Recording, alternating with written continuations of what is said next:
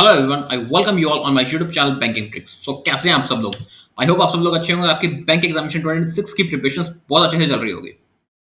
हमारी selection series चल रही है आरबीआई असिस्टेंट के लिए। आज हम रीजनिंग का एक फुल मॉक अटेम्प्ट करेंगे।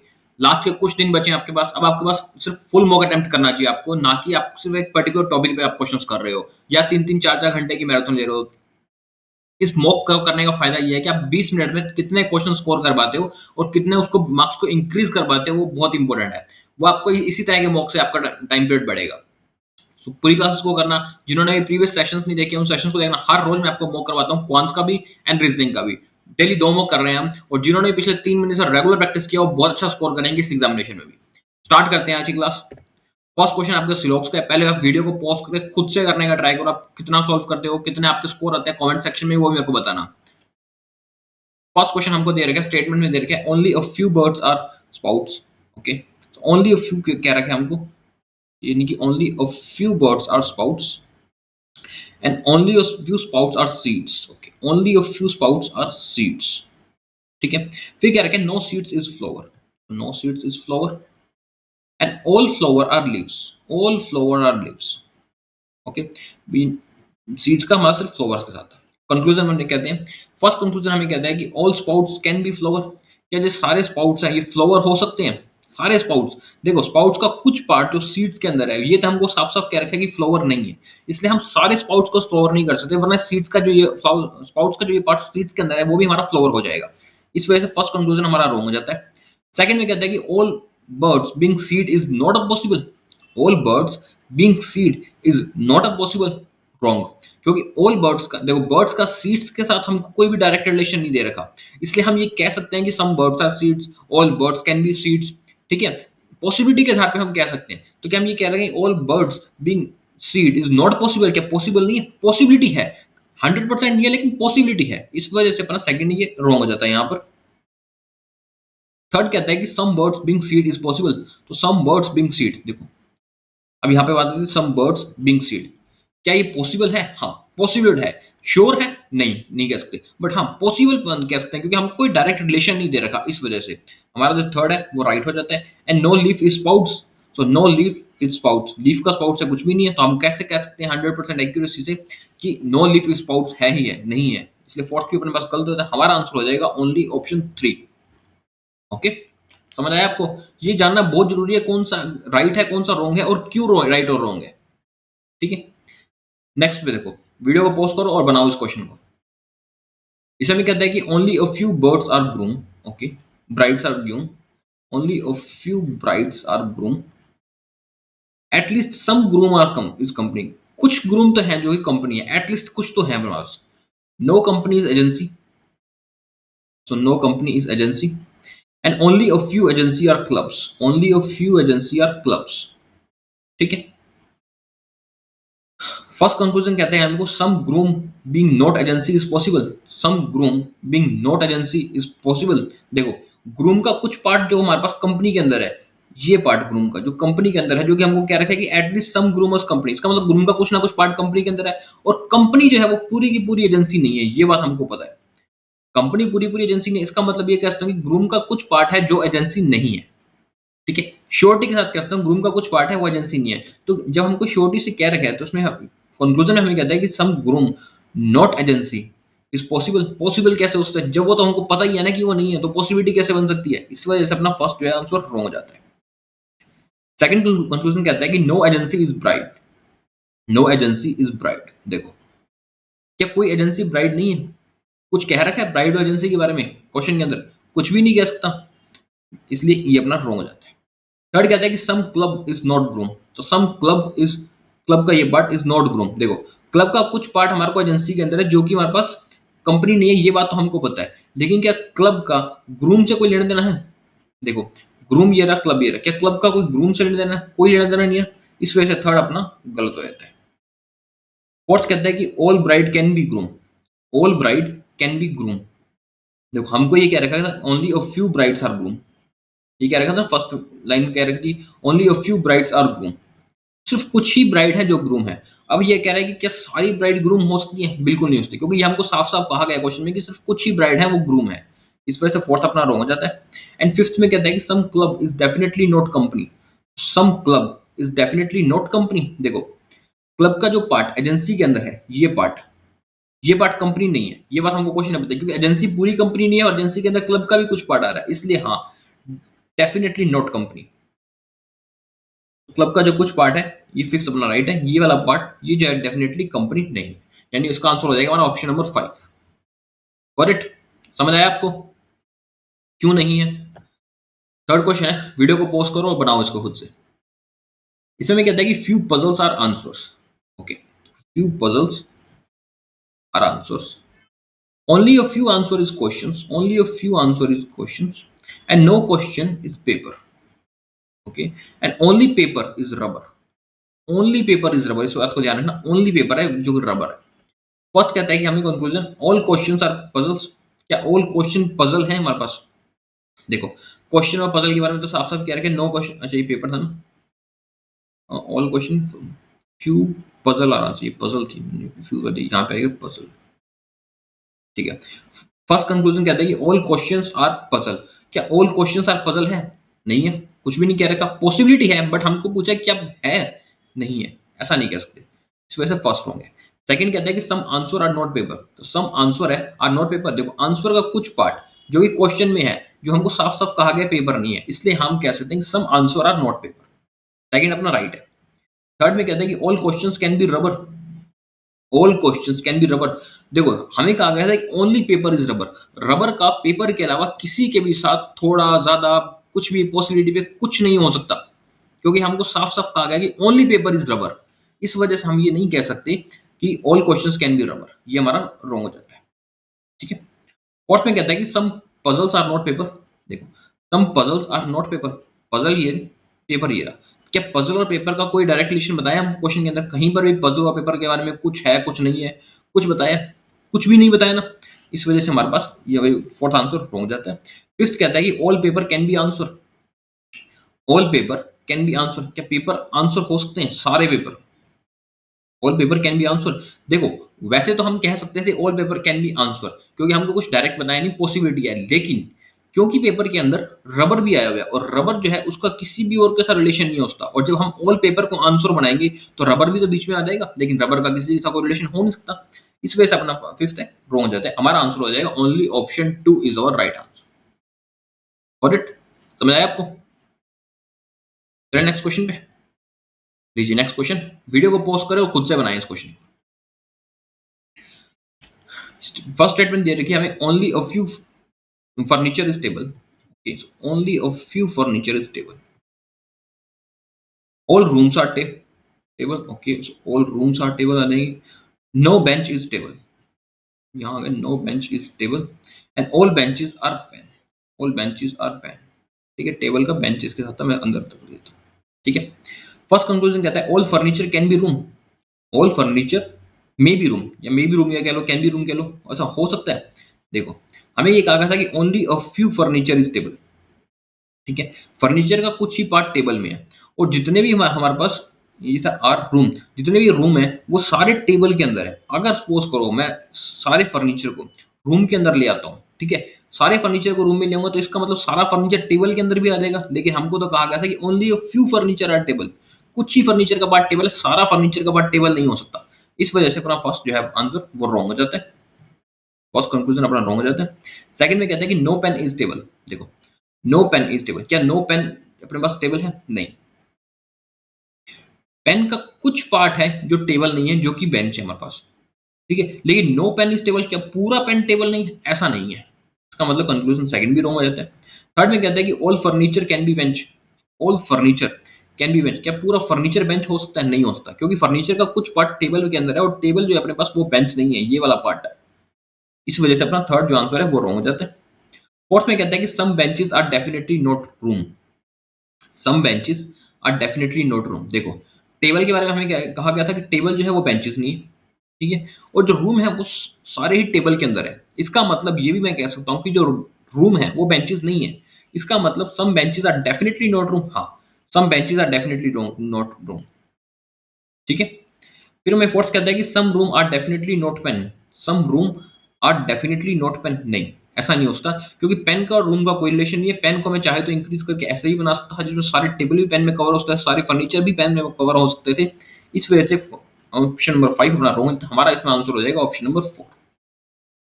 Got it? समझ आ गया आपको किस तरह से मैंने किया है? कोई भी कंफ्यूजन नहीं रहनी चाहिए। कुछ भी कंफ्यूजन रहते हैं तो कमेंट सेक्शन में बताना, मैं नेक्स्ट क्लास में आपको दोबारा समझा दूंगा ये क्वेश्चन।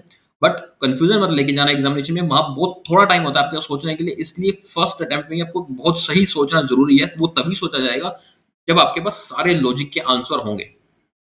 ओके, चलिए नेक्स्ट क्वेश्चन पे। नेक्स्ट क्वेश्चन है आपके पास, पजल है 7% लीनियर रो अरेंजमेंट पजल है, ठीक है, नॉर्थ साउथ फेस कर रहे हैं। 2 मिनट का टाइम है आपके पास, वीडियो को पॉज करके 2 मिनट में इस पजल को बनाए, इससे ज्यादा का टाइम आपको इस पजल में नहीं लगना चाहिए। सो बनाइए इस पजल को। देखो हमें क्या रखा है कि R sit third from one of an extremely end. R किसी एक एंड से थर्ड पोजीशन में बैठा है। 7% है, या तो लेफ्ट से बैठेगा या राइट से बैठेगा। आर लेफ्ट से थर्ड पे बिठाते हैं आर को, एक बार हम आर को राइट से थर्ड पे बिठा देते हैं, ठीक है।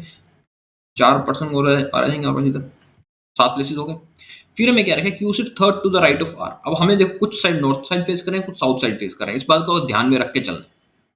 Q sit third to the right of R, R हमेशा इसमें नॉर्थ में जाएगा तो क्यू जाएगा थर्ड टू द राइट में आ जाएगा, आर साउथ में आ जाएगा, यहाँ पे आ जाएगा प्लस क्यू।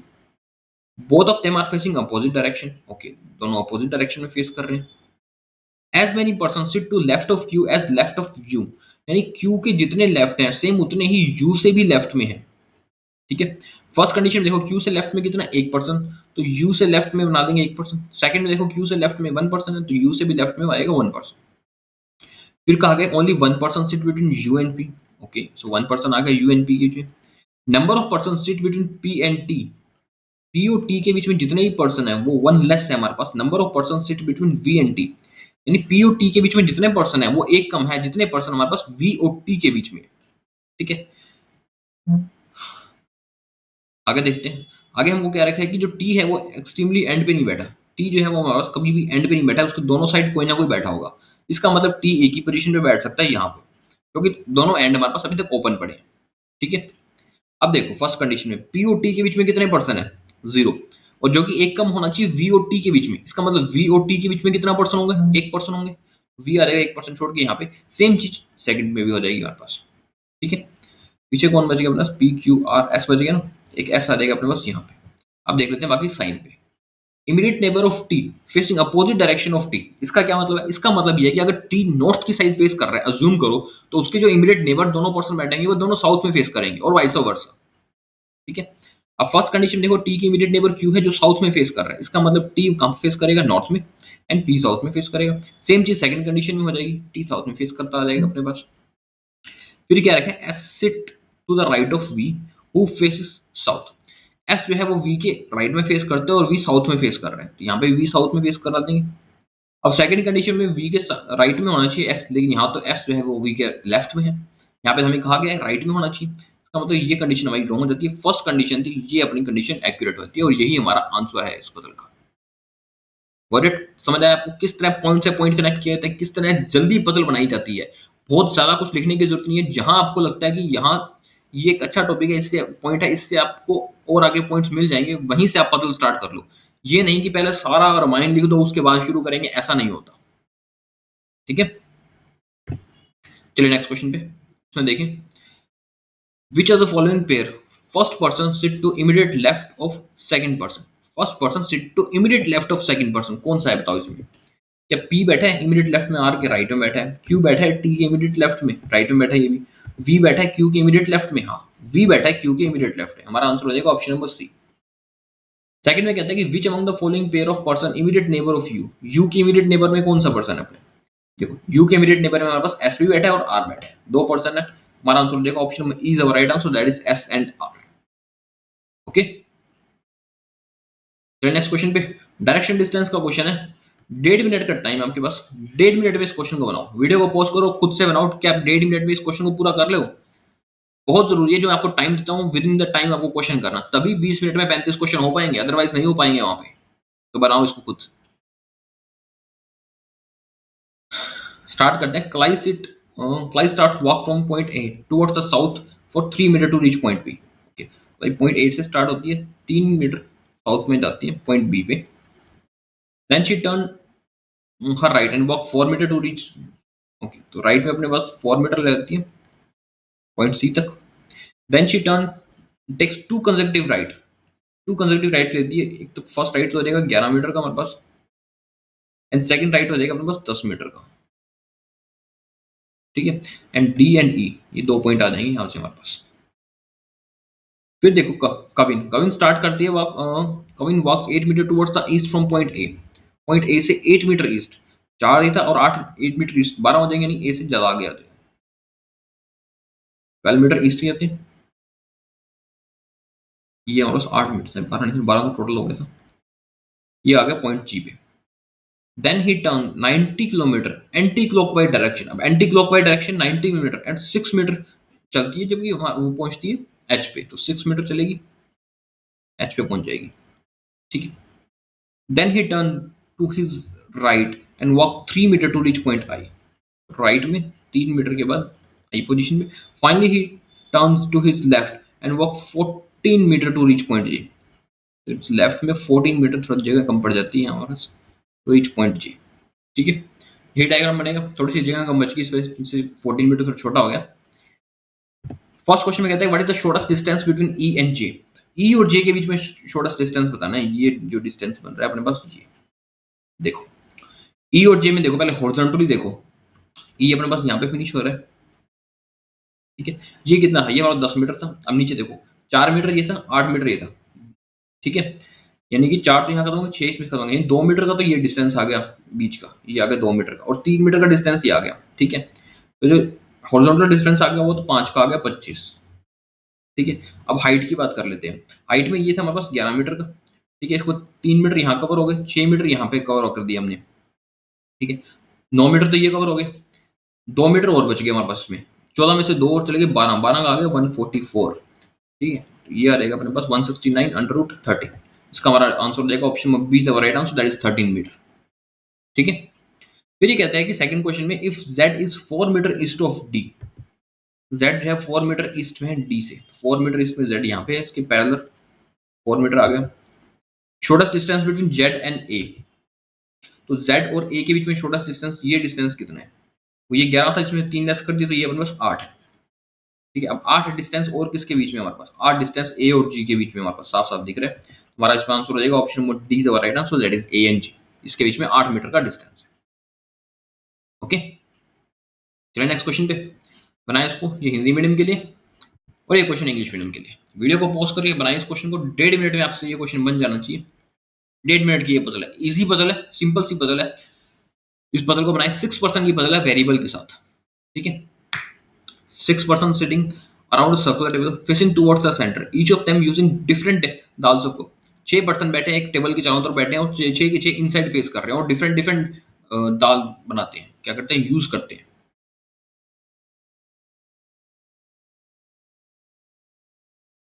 ठीक है, फर्स्ट हमें कहता है कि F sit second to the left of one who uses rajma. Okay, F sit second to the left of one who uses rajma. फिर कहते हैं एफ और डी सिटिंग टुगेदर, यहाँ से इसको साथ में स्टार्ट भी कर लेते हैं, rajma. F sit second to the left of one who uses rajma. F का इमीडिएट नेबर डी है, ये भी हमको पता नहीं कौन है किस साइड है।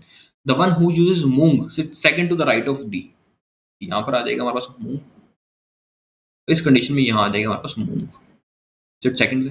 फिर कहता है as many person sit between the one who uses moong and A.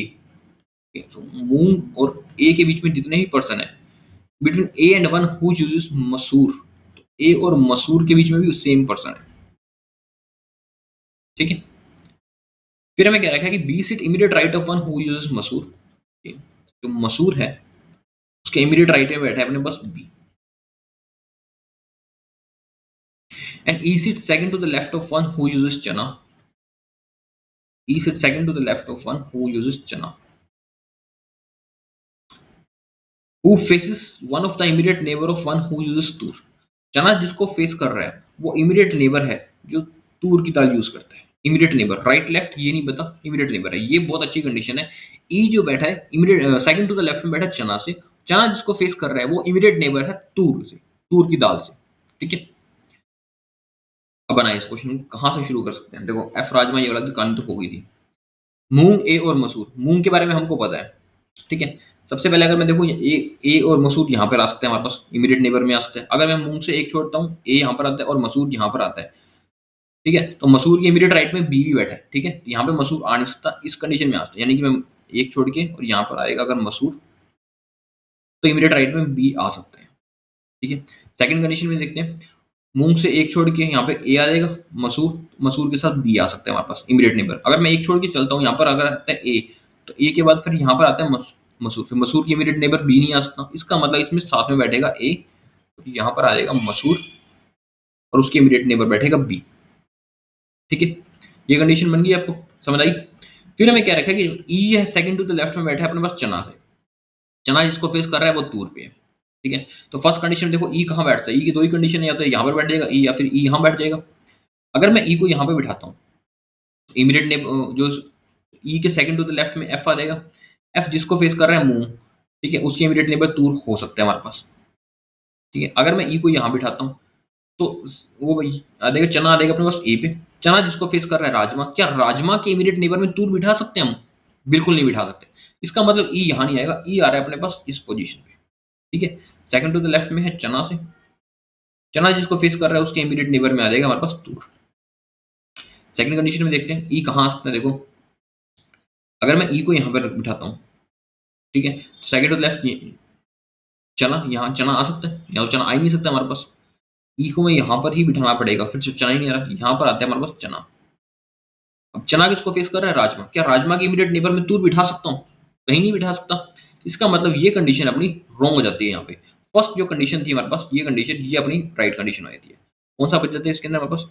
A B C, सी बचता है, सी आ जाएगा अपने पास यहाँ पे, और कौन सी दाल बच जाती है यहाँ पे हमारे पास? उड़द की दाल बचती है, तो ए पे आ जाएगी हमारे पास उड़द की दाल। ये पजल अपनी यहाँ पे कंप्लीट हो जाती है। करेक्ट, समझ आया आपको? सिर्फ आपको कंडीशंस रखनी आनी चाहिए पजल के अंदर। जितनी प्रैक्टिस करोगे उतनी जल्दी ये कंडीशंस दिखेंगी और उतनी जल्दी आप इसको डिकोड कर पाओगे। कंडीशन रख रख के एलिमिनेट करो, आपका आंसर आ जाएगा। और प्रीलिम्स में तो दो से ज्यादा कंडीशन बनाने की जरूरत भी नहीं है, दो प्रोबेबिलिटी के अंदर आपसे ये क्वेश्चन निकल जाएगा, इससे ज्यादा बनाने की जरूरत है नहीं आप, ठीक है। चलिए नेक्स्ट क्वेश्चन पे, नेक्स्ट क्वेश्चन पे बनाए इस क्वेश्चन को। इसमें कहता है कि who among the following person faces each other, कौन से पर्सन एक दूसरे को फेस कर रहे हैं? क्या ए यूजेस मूंग दाल, ए मूंग दाल को फेस कर रहा है? नहीं। ई चना दाल, ई चना को भी फेस नहीं कर रहा। बी मसूर, बी भी मसूर को नहीं फेस कर रहा। डी तूर, हाँ डी देखो, डी फेस कर रहा है तूर को। हमारा आंसर हो जाएगा option number fourth, D faces the one who like toor. Next में कहता है what is the position of F with respect to the one who uses toor dal. F की पोजीशन बतानी है जो कि तूर दाल यूज करता है, तूर दाल यूज करता है ई, उससे एफ की कंडीशन बतानी है हमको। सेकंड टू द राइट है, सेकंड टू द राइट में तूर दाल से एफ, और एक दो तीन चार, और फोर्थ टू द लेफ्ट में भी है। Second to the right, fourth to the left, fourth to the left और सेकंड टू द राइट, यानी हमारा आंसर होने का option number E is right, right answer both A and D. Okay, next question पे लीजिए। Next question है आपके पास, 8% है हमारे पास, ठीक है। बनाए इस क्वेश्चन को, 1.5 मिनट का टाइम है, 1.5 मिनट में ये क्वेश्चन आपके पास बन जाना चाहिए। वीडियो को पॉज करें और बनाओ उस क्वेश्चन को 1.5 मिनट के अंदर। इसमें हमें क्या रखा है कि 8 पर्सन है are standing in a bus depot, one after another but not necessary in the same order, ठीक है। 8 पर्सन बैठ है अपने पास, इसको एडजस्ट करना है हमको। सबसे पहले क्या रखेगा, पी स्टैंड 5% बिफोर जे, सबसे बड़ी इंफॉर्मेशन यही आती है, पी स्टैंड 5% बिफोर जे। यहीं से ही क्वेश्चन स्टार्ट हो जाएगा अपने में, 5% before J. Number of person stand before J is one more than number of person stand after N, यानी जे से पहले जितने भी पर्सन है वो एक ज्यादा है जितने पर्सन हमारे पास एन से बाद में खड़े हैं। Only 2% sit between N and K, N और के बीच में दो ही पर्सन है, ठीक है। O stand immediately after M, O stand immediately after M है, and I stand exactly between O and L. इतनी सी कंडीशन है। देखो 8% है हमारे पास, ठीक है। अभी तक कंडीशन के अंदर हमारे पास 6 प्लेसेस बन चुके हैं, 8 प्लेसेस और बनाने की प्रोबेबिलिटी क्या हो सकती है? हो सकता है एक प्लेस ऊपर हो और एक नीचे हो सकता है ऊपर 2 प्लेसेस हो जाए, हो सकता है नीचे 2 प्लेसेस आ जाए। हमको एक कंडीशन और इसमें बनानी पड़ेगी पी की। ये देखो पहले कंडीशन में दोनों प्लेसेस ऊपर है, फर्स्ट में एक ऊपर रहेगा एक नीचे, सेकंड कंडीशन में थर्ड में यानी कि तीनों नीचे आ जाएंगे। यही 3 प्रोबेबिलिटीज बनती हैं। अब इस प्रोबेबिलिटीज में हम आगे क्वेश्चन देखते हैं। फर्स्ट हमें क्या रखा है कि जे से ऊपर जितने पर्सन है वो एक ज्यादा है जितने कि एन से नीचे है। फर्स्ट कंडीशन में देखो जे से ऊपर कितने पर्सन है, 7 पर्सन है, तो एन से नीचे कितने पर्सन होने चाहिए, 6 पर्सन होने चाहिए। एन आ जाएगा अपने पास यहाँ पे। सेकंड कंडीशन में देखो जे से ऊपर कितने पर्सन है, 6 पर्सन है, एन से नीचे 5 पर्सन होने चाहिए हमारे पास। एन आ जाएगा अपने पास यहाँ पे। थर्ड कंडीशन में देखो जे से ऊपर कितने पर्सन है हमारे पास, 5 पर्सन है, तो यानी एन से नीचे 4 पर्सन चाहिए हमको। एन आ जाएगा अपने पास यहाँ पे। ठीक है, ये कंडीशन होगी जे और एन वाली। फिर कहता है एन और के बीच में 2 पर्सन के गैप पे, 2 पर्सन के गैप पे के आ जाएगा हमारे पास। ऊपर के आ नहीं सकता, नीचे आ जाएगा के। थर्ड कंडीशन है हमारे पास के ऊपर पी बैठा है तो नीचे आ जाएगा अपने पास के। ठीक है, एन और के भी होगी। फिर क्या रखेगा, एम जो है वो ओ से इमीडिएटली अबव है। इसमें तो एक ही कंडीशन बचती है एम और ओ। यहाँ हमारे पास यहाँ पर भी एक ही कंडीशन बचती है एम और ओ। यहाँ पर देखते हैं तो यहाँ पे भी एक ही कंडीशन बनती है हमारे पास एम और ओ की। ठीक है, फिर कहता है कि ओ आई और एल, यानी ओ से आई के बीच में जितने पर्सन का गैप है, आई और एल के बीच में भी सेम पर्सन का गैप है। ठीक है, तो यानी यहाँ पर आएगा आई, यहाँ आएगा एल। आई और एल के बीच में कितने पर्सन का गैप है, 2। आई और ओ के बीच में कितने पर्सन का गैप है, 2 पर्सन का गैप। इसका मतलब ये अपनी पजल करेक्ट है। सेकंड में चेक करवा देता हूँ आपको मैं, ओ आई और एल। ठीक है, अब देखो आई यहाँ पे बिठा लो चाहे एल बिठा लो, चाहे यहाँ पर आई बिठा लो चाहे एल बिठा लो, तीनों चाहिए तो आपको सेम लाइन में ना। ओ तो बीच में चाहिए नहीं आपको, तो बीच में हर हाल में आई चाहिए, लेकिन आई ना तो यहाँ पे बीच में आ रहा है ना, या तो फर्स्ट पे आएगा या लास्ट में आएगा। इसका मतलब ये प्रोबेबिलिटी अपनी यहाँ पे गलत हो जाती है। थर्ड पे चलो, थर्ड में अगर मैं आई को यहाँ बिठाता हूँ और एल को यहाँ बिठाता हूँ, तो ओ और आई के बीच में कितने पर्सन का गैप है, 1। आई और एल के बीच में कितने पर्सन का गैप है, 2। हमको तो बराबर चाहिए थे। इसका मतलब ये कंडीशन भी हमारी रॉन्ग हो जाती है। फर्स्ट जो कंडीशन हम लेके चले थे वो ही हमारा राइट आंसर है। और देखते ही समझ आ गया था, ये तो मैंने आपको समझाने के लिए कही थी। ठीक है, चलिए इस क्वेश्चन पे। फर्स्ट क्वेश्चन कहता है कि how many person stand before P as between dash, यानी पी से पहले जितने पर्सन है, 2 पर्सन है, ऐसे कौन सा ऑप्शन है जिसके अंदर 2 पर्सन बैठे हैं हमारे पास। यानी के और ओ के बीच में क्या 2 पर्सन बैठे हैं, 1 पर्सन बैठा है। एल और जे के बीच में 2 पर्सन बैठे हैं, पूरी जनता ही बैठी है। फिर एल और एन के बीच में नहीं, ओ और आई के बीच में, हाँ ओ और आई के बीच में 2 पर्सन बैठे हैं हमारे पास, के और एम। हमारा आंसर हो जाएगा option D is right answer, that is O and I. Okay, second question कहता है कि how many peoples are standing between O and N, O और एन के बीच में कितने पर्सन स्टैंड करते हैं। देखो ओ और एन के बीच में 1 2 3 4, 4 पर्सन है हमारे पास। As many person stand after के बाद 4 पर्सन है, नहीं 3 पर्सन है। Stand between P and J, P और जे के बीच में देखो 4 पर्सन है हमारे पास। यही हमारा आंसर हो जाएगा, option number D is our right answer, as many people stand between P and J.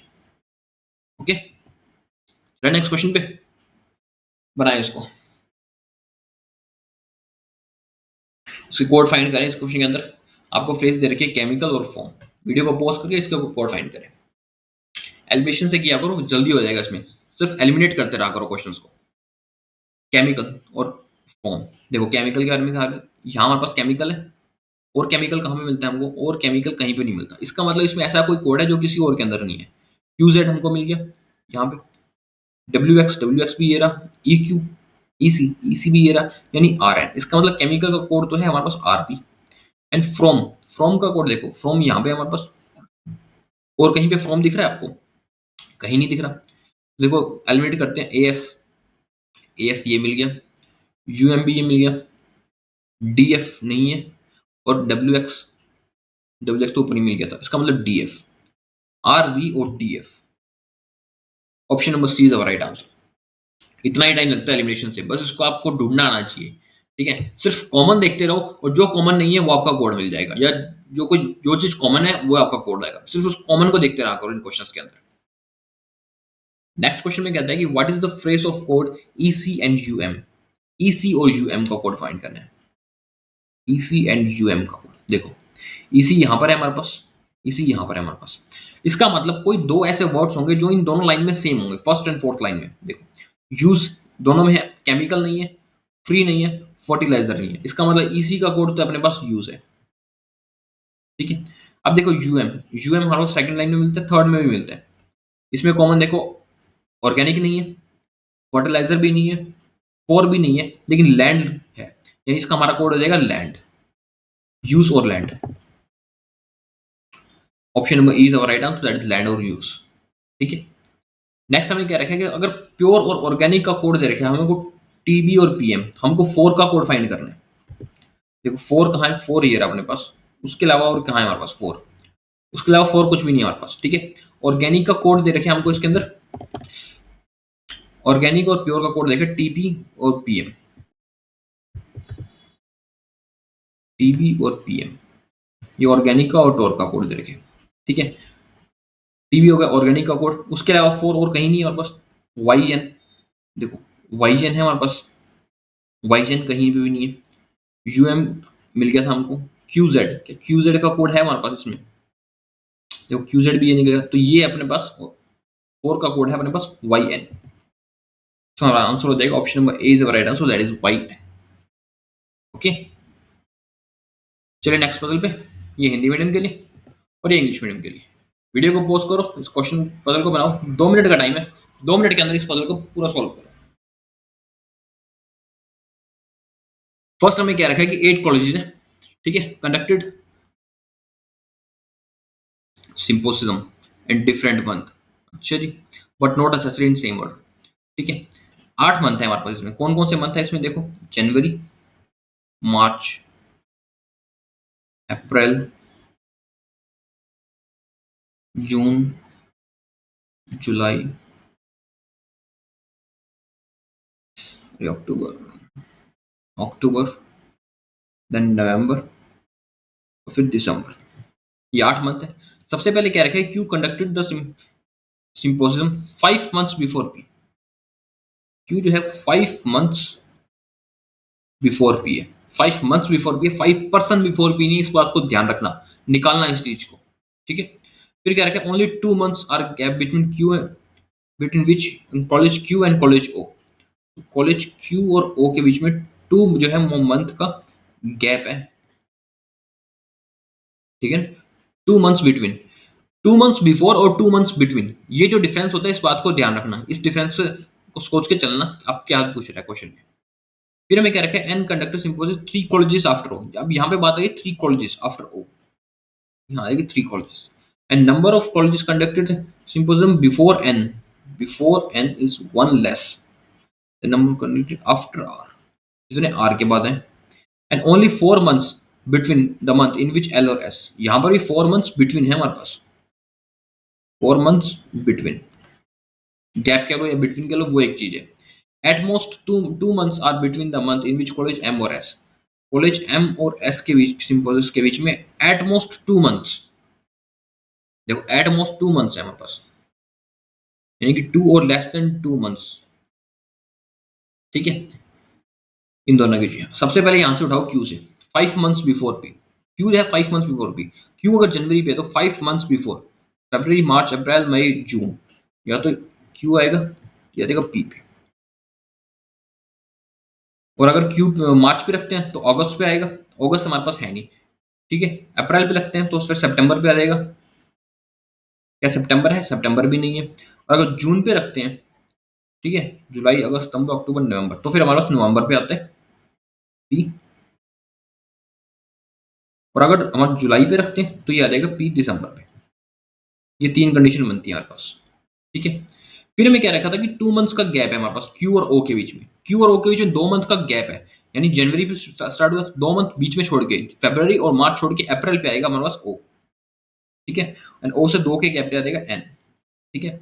Second condition देखो जून दे रखा है, तो जुलाई अगस्त छोड़ के सितंबर, लेकिन सितंबर तो हमारे पास है नहीं, तो अब 2 मंथ्स ऊपर छोड़ लेते हैं, समझ रहे हो। तो जब मार्च आए तो अप्रैल और मई छोड़ के जून, जून आए तो यहाँ पर आ जाएगा अपने पास ओ। थर्ड कंडीशन में जुलाई है हमारे पास, तो यहाँ पे आ जाएगा अप्रैल पे ओ, या जुलाई, अगस्त, सितंबर छोड़ के अक्टूबर पे भी आ सकता है, लेकिन अगर अक्टूबर पे लगाते हैं तो 2% छोड़ के नीचे हमारे पास एन का स्पेस नहीं बचता, तो यहाँ आ जाएगा 2% छोड़ के एन, और इसमें 2 जगह छोड़ के एन यहाँ आ जाएगा। इतने समझ आ गए। अब हमें क्या रखा था कि एन से पहले जितने भी लोग हैं वो एक लेस है हमारे पास जितने आर के बाद में है, ठीक है। तो फर्स्ट कंडीशन में देखो एन से पहले कितने परसेंट थे, 5% थे, यानी आर के बाद हमारे पास 6% होने चाहिए, ठीक है, 2, 4 और 6, आर आ जाएगा मार्च में। सेकंड कंडीशन में एन से पहले हमारे पास 4%, आर के बाद कितना आएगा 5%, 3, 5, आर आ जाएगा यहाँ पे। थर्ड कंडीशन में देखो एन से पहले कितने परसेंट है 5, आर के बाद होनी चाहिए 6%, आर आ जाएगा बस मार्च में। ठीक है, ये आ गया आर, ये भी होगी। अब हमें क्या रखा था कि एल और एस के बीच में 4 मंथ्स का गैप है। एल और एस के बीच में 4 मंथ्स का गैप है। अगर मैं जुलाई पे रखता हूँ, ठीक है, एल या एस कोई भी होगा, कौन पहले है कौन बाद में ये तो हमको पता नहीं ना, इसलिए एल और एस को मैं जुलाई पे रखता हूँ। ठीक है, अगस्त सितंबर अक्टूबर नवंबर छोड़ के दिसंबर, एल और एस यहाँ आ सकते हैं हमारे पास। ठीक है, देखो अगर मैं एस को जुलाई पे रखता हूँ तो एम हमारा नवंबर पे तो आ नहीं सकता, क्योंकि मैक्सिमम 2 मंथ्स चाहिए, यहाँ तो 2 मंथ से ज्यादा गैप हो रहा है। इसका मतलब ये है कि यहाँ पर तो आएगा अपने पास एल, ठीक है, यहाँ आएगा एस और यहाँ आएगा एम, और यही कंडीशन अपनी राइट कंडीशन है। फर्स्ट कंडीशन जो हम लेके चले थे वही राइट है। सेकंड थर्ड भी मैं आपको चेक करवा देता हूँ। देखो एम, एल और एस के बीच में 4 मंथ्स का गैप है, जनवरी में तो एल एस हो नहीं सकते। अक्टूबर से देखो नवंबर दिसंबर एक ही मंथ का गैप है बीच में, एल और एस भी नहीं रख सकते, इसके लिए ये गलत हो जाती है। थर्ड में देखो कहाँ रख सकते हैं एल और एस में, अगर जनवरी पे रखते हैं तो 4 मंथ का गैप के बाद एस, यानी जून पे एस आएगा। एक कंडीशन ये बनती है वहां पर, अगर मैं जून पे रखता हूँ एल को, तो एल क्या आएगा जून पे, एस आ जाएगा अपने पास नवंबर पे, ये कंडीशन बचती है। अगर एस नवंबर पे आता है अपने पास या जून पे भी आता है, तो हमें तो मैक्सिमम 2 मंथ का गैप चाहिए, एम यहाँ नहीं आ सकता। इस कंडीशन में भी एम यहाँ नहीं आ सकता क्योंकि 4 मंथ का गैप है, हमको तो 2 मंथ से भी कम का गैप चाहिए ना, इस वजह से ये कंडीशन अपनी यहाँ रॉन्ग हो जाती है। फर्स्ट कंडीशन थी वो अपनी राइट हो जाती है। परफेक्ट पजल थी ये अच्छे लेवल की पजल थी। हो सकता है आपको 2 से ढाई मिनट लग जाए, लेकिन अगर ये पजल आप एग्जामिनेशन में बना लेते हो ना, तो आपको बाकियों से 5 नंबर ज्यादा मिलेंगे। बहुत सारे स्टूडेंट्स होंगे जो इसको बड़ा सोच के छोड़ देंगे। और आरबीआई असिस्टेंट का आप जो लोग सोच रहे हो ना कि बहुत इजी पेपर आएगा, तो वो 2023 वाला पेपर आएगा, ऐसा कोई जरूरी नहीं है। वो 2023 वाला पेपर आएगा, थोड़ा सा अच्छा लेवल का पेपर आएगा, 2026 के अकॉर्डिंग ही पेपर आएगा। तो इस वहम में मत रहना कि आंखें बंद करके उड़ा दोगे। ओके, चलिए इस क्वेश्चन में फर्स्ट क्वेश्चन कहता है कि L conducted the question in which of the following month, L जुलाई में, option number C is right answer. Which of the following combination is true, R जुलाई, आर जुलाई पे नहीं है, पी दिसंबर क्यू मार्च, तो पी दिसंबर पे नहीं है, क्यू मार्च पे भी नहीं है अपने पास, एन नवंबर एस दिसंबर, एन नवंबर नहीं है लेकिन एस हमारा दिसंबर पे, यानी option number E is our right answer, S is December. Okay, चलिए नेक्स्ट क्वेश्चन पे बनाएं इसको। 1 मिनट का टाइम है, 1 मिनट के अंदर ये क्वेश्चन बन जाना चाहिए, 1 मिनट से ऊपर आपको इसमें नहीं जाना चाहिए। 1 मिनट में इस क्वेश्चन को खत्म करने का ट्राई करो।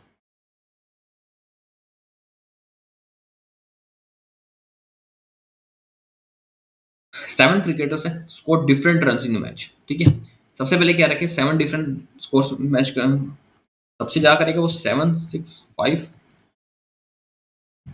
जो सबसे ज्यादा स्कोर करेगा वो 7 पे, जो सबसे कम स्कोर करेगा वो 1 पे आएगा। ये मैंने रन के अकॉर्डिंग बनाया है। ठीक है, ये नहीं कि जो सबसे ज्यादा स्कोर करेगा वो रैंक 1 हो जाएगा, ऐसे नहीं बनाया हमने। सबसे पहले हमें क्या रखे, M score more run than K, but not as much as N और जे। ठीक है, एम जो है वो के से ज्यादा स्कोर करता है लेकिन एन और जे से ज्यादा स्कोर नहीं करता। And I score more run than N, I score more run than N, but not as much as L and O, L और ओ से ज्यादा नहीं करता। As many cricketer score more run than J as less than I. ठीक है, and run scored by M is 40, M के बारे में क्या रखा है, ये 40 स्कोर करता है। And cricketer who score third highest run fifth number पे, ये 150 स्कोर करता है, जो कि थर्ड हाईएस्ट है अपने पास। ठीक है, अब बनाते हैं इसको, कहाँ से स्टार्ट करें इसको। एम 40 थर्ड पे देखिए 150, एम तो नीचे ही आएगा, एम के ऊपर एन भी है, जे भी है, दो तो ऊपर हो गए, आई एल और जे जितना ऊपर है उतना एन भी है। अगर मैं आई को यहाँ रखता हूँ, उसके ऊपर 2 प्लेसेस बनाता हूँ, तो जे आएगा अपना 2 प्लेसेस छोड़ के 3 पे आ जाएगा जे, जे एन और जे के नीचे एम और के, फिर तो 2 ही जगह बचती है एम और के, एम अपने पास 40 दे ही रखा है। ठीक है, एन एल और फिर एन आ जाएगा अपने पास यहाँ पे। एल और ओ के बारे में कुछ नहीं और बता रखा हमको, एल और ओ के बारे में नहीं बता रखा, तो उसकी हम प्रोबेबिलिटी रहेंगे एल और ओ इसमें से किसी एक प्लेस पे आएगा, 7th पे आएगा, 6th पे आएगा, लेकिन श्योरिटी से हम बता नहीं पाएंगे कि वो कौन से प्लेसेस पे आएगा। ठीक है, चलें से क्वेश्चन पे। फर्स्ट क्वेश्चन कहता है how many cricketer score less run than O, O से लेस रन कितने स्कोर करते हैं। देखो, क्या हम बता सकते हैं कि ओ से लेस रन कितने स्कोर करते हैं, 5 करते हैं या 6 करते हैं, जो हमको पता ही नहीं, इसलिए हमारा आंसर हो जाएगा option number E is our right answer, can not be determined. कितने लोग ओ से कम स्कोर करते हैं। नेक्स्ट क्वेश्चन है हमारे पास, if the average run score by I and J 105, what may be score of N. I और जे का स्कोर 110 यानी 210, 105 210 यानी एन हो जाएगा अपने पास 50 दे रखे अपने को, एन का स्कोर बताना है ना हमको, हमको किसका स्कोर बताना, आई और जे का दे रखा था, ये जे अपने पास 60, एन क्या आएगा, एन का स्कोर आएगा 60 से बड़ा और 150 से छोटा, 60 से बड़ा 150 से छोटा एक ही स्कोर है अपने पास, option number D that is 120। ठीक है, चलिए नेक्स्ट क्वेश्चन पे, ये हिंदी मीडियम के लिए। लीजिए पढ़ाएं इस पजल को, 2 मिनट का टाइम है आपके पास, 2 मिनट इस पजल को पूरा करो, वीडियो को पॉज करो और 2 मिनट में इसको पूरा करो। फ्लैट स्कोर बेस्ड पजल है, क्लिम्स में आजकल ये पजल आती है, ठीक है, थोड़ा सा अच्छे लेवल की पजल है, ठीक है, तो उसको बनाने का ट्राई करो। देखो 8 बॉक्सेस है हमारे पास, 4 शेल्फ दे रखी है एंड 2 स्टेक्स हैं, स्टेक 1 स्टेक 2, ठीक है, तो 4 फ्लोर है हमारे पास, 4 शेल्फ है हमारे पास, 2 स्टेक्स हैं, स्टेक 1 स्टेक 2, यहाँ पे भी 2 स्टेक्स आ जाते हैं, 2 पॉसिबिलिटी लेके चल जाते हैं, स्टेक 1 स्टेक 2। फर्स्ट हमें क्या रखा है, B is kept on top most shelf, D जो है टॉप मोस्ट शेल्फ पे, कौन से स्टेक में ये नहीं पता, बट टॉप मोस्ट पे इसलिए मैंने उसको वहां रख लिया, but no one kept to west of C, C के वेस्ट में कोई नहीं बैठा अपने पास, ठीक है, तो यानी इसका मतलब सी कहाँ आएगा, सी यहाँ आएगा, क्योंकि सी के वेस्ट में कोई भी नहीं बैठा, सी के ईस्ट में बैठा है कोई, तभी क्या रखा है, no boxes kept to west of C, ठीक है, और फिर सी के बारे में कहता है C is kept to shelf below D, C जो है वो डी से बिलो है, 2 शेल्फ बिलो है, इसका मतलब सी कहाँ पे है, सी है अपने पास नंबर 200 पे, इस 100 पे, तभी हमारे को डी आएगा। अब डी या तो इस सेल्फ स्टेक में होगा या फिर 2 नंबर स्टेक में होगा, कहाँ पे होगा ये हमको नहीं कह रखा। बी के बारे में क्या रखा है, B is kept immediately below box of C, immediately below box of C, यानी बी जो है वो इमीडिएटली बिलो बैठा है अपने पास सी, ठीक है। फिर में क्या रखा है, as many shelf above B as below F, यानी बी से ऊपर जितने सेल्फ हैं एफ के नीचे भी उतने ही सेल्फ हैं, ठीक है, तो एफ आ जाएगा यहाँ पे, एक ही प्लेस खाली है, where both boxes are kept in different type of stakes, दोनों boxes different type of stakes में है, यहाँ तो बी और एफ सेम टाइप के स्टेक्स में आ गए, इसलिए ये अपने पास रॉन्ग रहता है, यहाँ पे डिफरेंट है, ये अपने पास आगे चलेगा क्वेश्चन, ठीक है। फिर कहता है H is kept 3 shelf below F, H is kept 3 shelf below F, stack कौन से वो नहीं पता, देखो 3 शेल्फ बिलो एफ, एक ही स्टेक बचता है एच का यहाँ पे हमारे पास। ई और एच के बारे में क्या रखा है, ई और H is kept in different type of stakes, ठीक है, ई और H different type of stakes में बैठे हैं, एच अपने पास स्टेक सेकंड में बैठा है, इसका मतलब ई हमारे पास स्टेक फर्स्ट में बैठेगा, कौन सी शेल्फ पे ये नहीं पता, लेकिन स्टेक फर्स्ट में एक ही प्लेस खाली है नंबर 3 पे, अपने पास ई आ जाएगा यहाँ पे।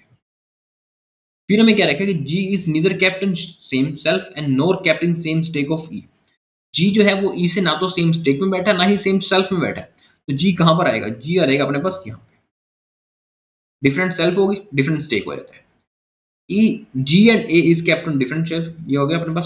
फिर अपने पास इसमें कौन बच गया, हाँ ए बचता है अपने पास, ए आ जाएगा अपने पास यहाँ पे, ये अपनी पजल यहाँ एक्यूरेट है, ओके, समझ आया आपको किस तरह से पजल को किया जाता है। इसमें सिर्फ सेम सेल्फ और स्टेक, इस बात को ध्यान में रखा करो, कौन सा सेम सेल्फ पे कौन सा सेम स्टेक पे दिया गया, बाकी सब आपको मिल जाएगा, बस सेम सेल्फ और स्टेक कौन सा डिफरेंट पे है, कब आपको एक्यूरेटली कहा गया, इस बात का ध्यान रखा करो बस, बाकी इस क्वेश्चन में और कुछ भी नहीं होता, सिर्फ एक की वर्ड्स होते हैं जिनको ध्यान में रखना होता है, ओके।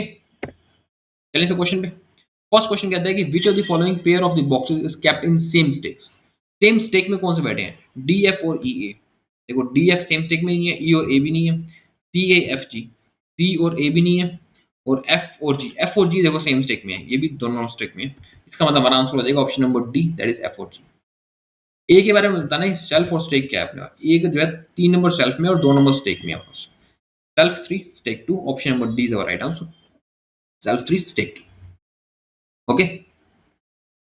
चलिए नेक्स्ट पे कीजिए इसको, डायरेक्शन को ध्यान से पढ़ा करो, जब भी ऐसा क्वेश्चन आते हैं इनइक्वालिटी के आते हैं स्लोप्स को आते हैं, डायरेक्शन को ध्यान से पढ़ा करो, does not follow, does not follow, follow वाला नहीं बताना, डज नॉट फॉलो, इस बात को ध्यान रखना, बनाओ इसको does not follow. First statement conclusion में क्या रखा है, जे इज ग्रेटर देन पी, या जे जो है वो पी से ग्रेटर देन पी है अपने पास, आर ये रहा, आर से common J is greater then P, यानी ये भी मेरा आंसर नहीं होता, ये राइट है क्योंकि जी इज लेस देन एच, क्या जी एच से लेस देन है, हाँ ये भी लेस देन है, इसका मतलब ये भी गलत हो गया।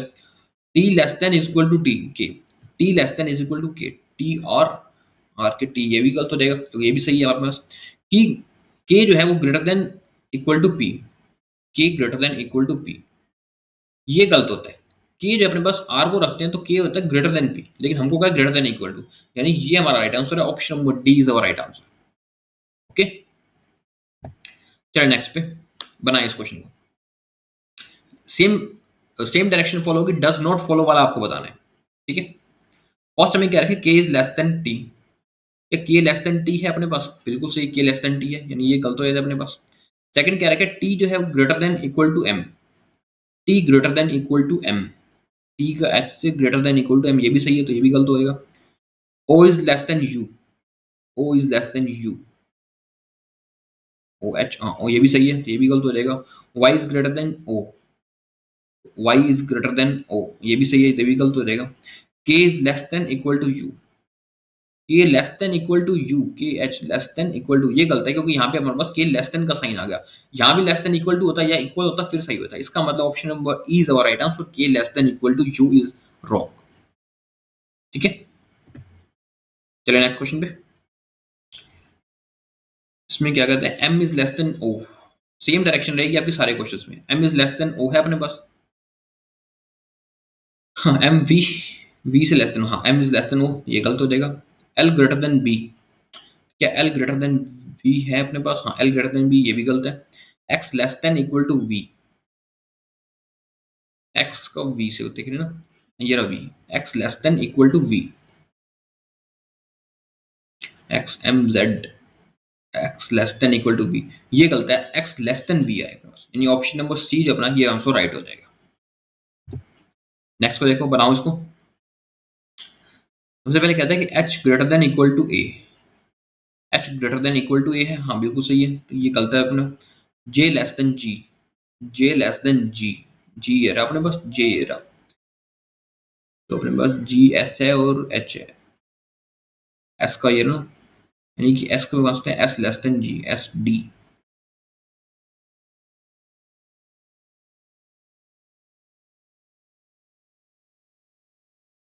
एक सेकंड, g क्या बनेगा, j less than g, j d s, हाँ तो j तो लेस देन g है, ये गलत है अपने पास। k लेस देन s है, k less than s, k d, k less than s, ये भी गलत है। d less than h, D S, D less than H है, यहाँ ये भी सही है, ये भी गलत है। और ए जो है वो greater than equal to J, A greater than equal to J, ये गलत होएगा अपने पास, ये अपना राइट आंसर है, ऑप्शन नंबर 5, ए जो है वो greater than equal to J नहीं है। ओके, लास्ट पता आपने आज की मॉक की, वीडियो को पोस्ट करो, खुद से बनाओ, ये हिंदी मीडियम के लिए, ये इंग्लिश मीडियम के लिए, 2 मिनट का टाइम है आपके पास, वीडियो को पोस्ट करो, खुद से बनाओ इस पजल को, अच्छे लेवल की पजल है। कोई भी क्वेश्चन आपको अड़ता है, कोई भी क्वेश्चन आपको टफ लगता है, वो कमेंट सेक्शन में जरूर बताना, और किस तरह के आप और मॉक्स चाहते हो और आगे आप किस तरह की क्लासेस चाहते हो, वो कमेंट सेक्शन में जरूर बताना मेरे को, ठीक है। इस पजल को करते हैं। सबसे पहले क्या रखें कि 2 रोज है हमारे पास, 8 पर्सन है, ठीक है, और डिफरेंट और वेरिएबल्स हैं, ठीक है, they like different number of foods, ठीक है। रो 1, रो 1 इज इक्वल टू 1 2, रो 1 रो 2 किस साइड फेस कर लेते हैं हमारे पास, रो 2 है हमारे पास जो कि नॉर्थ में फेस कर रहा है, ठीक है, रो 2 है जो कि नॉर्थ में फेस कर रहा है। रो 1 में हमारे पास एल एम एन और ओ, और रो 2 में है हमारे पास P Q R and S, दो पॉसिबिलिटी लेके चलेंगे इसमें, रो 1 की, रो 2 की। फर्स्ट हमें कहते हैं n sit second to the right of one who like eat dot app, okay, n sit second to the right of one है ना, who like eat dot fit, eat dot fit, the one who faces n is immediately left of o, q, the one who faces n is immediately left of q, only one person sit between q and one who like pizza, यानी q और pizza के बीच में एक ही person बैठा है। अब किस साइड बैठा है, दो पॉसिबिलिटी बनती है, या तो यहाँ पर बैठ जाएगा हमारे पास पिज्जा राइट में, ये लेफ्ट में भी तो हो सकता है, यहाँ पर आ सकता है पिज्जा, बन सकता है, दोनों साइड पॉसिबिलिटी बन सकती है हमारे पास। फिर क्या रखा है, as many person sit to right of one who pizza sit to left of L, यानी पिज्जा के राइट में जितने हैं उतने ही पर्सन एल के लेफ्ट में भी है, और एल जो है वो दूसरे रो में।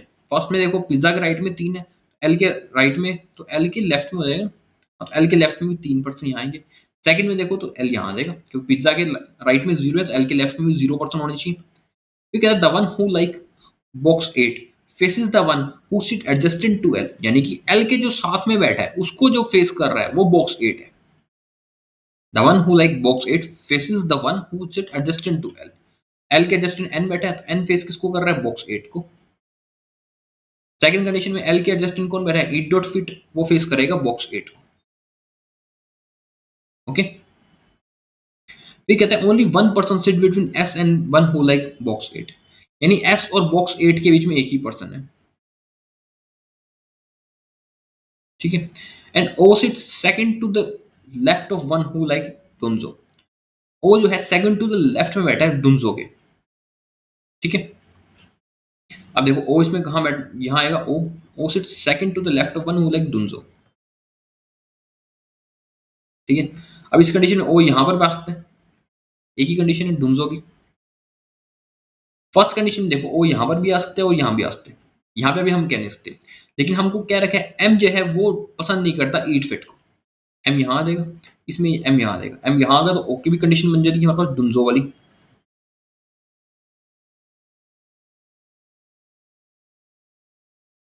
ठीक है, फिर हमें ये सूत्र क्या रखा है, the one who faces M like caviar, M को कौन फेस कर रहा है, क्यू फेस कर रहा है, ये आ जाएगा कैवियर, एम को फेस कर रहा है क्यू, ये आ जाएगा कैवियर। ठीक है, आर के बारे में क्या रखा है, R seat immediate left of one who like caviar, caviar की इमीडिएट लेफ्ट में आर बैठा है, लेकिन कैवियर की इमीडिएट लेफ्ट में तो एस बैठा है, आर को कैसे बिठा सकते हैं, आर बैठेगा हमारा बॉक्स आर पे। ठीक है, पी आ जाएगा यहाँ पे। ठीक है, सेकंड कंडीशन रॉन्ग होगी क्योंकि यहाँ पे आर बिठाने की जगह ही नहीं बचती। फर्स्ट कंडीशन पे चलते हैं, फिर हमें क्या रखेगा कि P faces the one who like Swiggy, यानी पी स्विगी को फेस कर रहा है, जो कि एल पे आ जाएगा Swiggy. S does not like एस्ट्योर, ठीक है, एट्योर, एस जो है वो एट्योर पे नहीं आता, एम पे आ जाएगा अपने पास एट्योर। ठीक है, और ये पजल अपनी यहाँ पे कंप्लीट हो जाती है।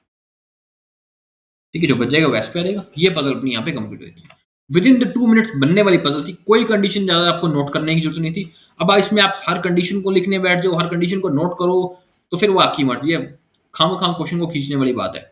बाकी ये question with in the 2 minute बनने वाला था और सब लोग बनाएंगे, आप नहीं बना रहे तो आप पीछे हो इसमें। Okay, that's all for today. I hope आपको सेशन अच्छा लगा, अच्छा लगा तो प्लीज वीडियो को लाइक कर देना, चैनल को सब्सक्राइब कर देना। हर रोज क्लासेस हो रही हैं, क्वांट्स एंड रीजनिंग की फुल मॉक अटेम्प्ट करवा रहा हूं मैं आपको, और कैसे 20 मिनट में 35 क्वेश्चंस अटेम्प्ट किए जा सकते हैं और 35 स्कोर किया जा सकता है। ठीक है, that's all for today, thank you.